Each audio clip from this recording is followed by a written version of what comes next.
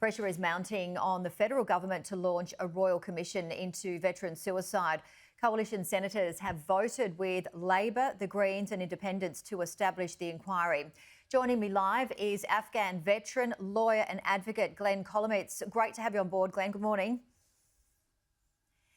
Glenn, veterans have a suicide rate twice that of the general population. Is a royal commission the only way to find a solution to this?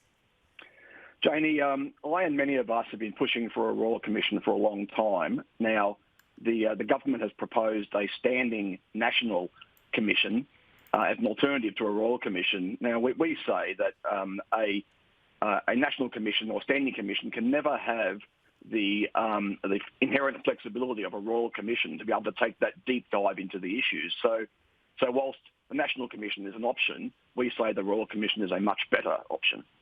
Talk us through the difference between a national commission and a royal commission. The National Commission is a creature of its own legislation, so it's very much bound by the Act of Parliament that creates it. So it can't go outside that legislation and therefore doesn't have the flexibility to be able to move in different directions during the course of hearings. Whereas a royal commission, we've had many royal commissions in this country, and as recently as just last year, and we've seen how fluid, how flexible they are to be able to take off in different tangents and address other issues. So we really need that deep dive, and the deep dive is provided by a royal commission. So, Glenn, if a royal commission is launched, what are the terms of reference that you would be hoping for? We've been saying for a long time that all roads lead to defence in a lot of these matters. So I believe that some of the terms should include a very close look at defence abuse, gross maladministration in defence, the use of weaponised administrative processes, and importantly, the way defence breaks people and then dumps them into the lap of the Department of Veterans Affairs. So DVA inherits the fallout from defence. So looking at all these sorts of issues and the contribution defence has made to these adverse mental health outcomes leading to the tragedies that we've been seeing. Families of our fallen have been fighting for a very long time. Why is it important for their stories to be heard?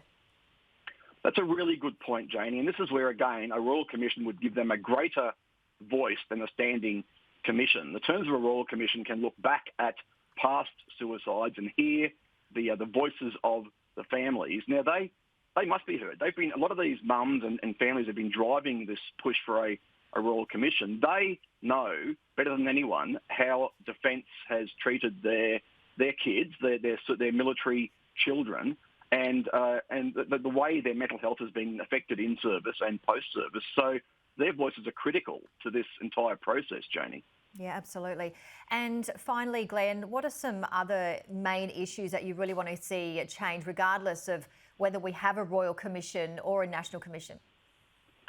Look, let me just say one thing. If we do end up with the National Commission, I believe that we have an obligation to try and make that thing work, right? So we have to get behind the Commissioner to try and make it work, whilst at the same time monitoring the effectiveness of it.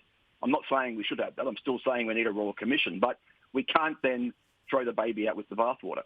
We need to look at these systemic issues, take that deep dive, but we also need to support the families and others coming forward to give evidence. So one very critical point I would say is that, and this is a good news story, is that your Sky News colleague, Catherine McGregor, is working very hard with a group of dynamic people in Canberra to create a pro bono veterans and veterans families legal support hub. And I have no doubt they'd be intimately involved in supporting the families of our fallen to have their voices heard, regardless of whether we have a royal commission or a standing commission.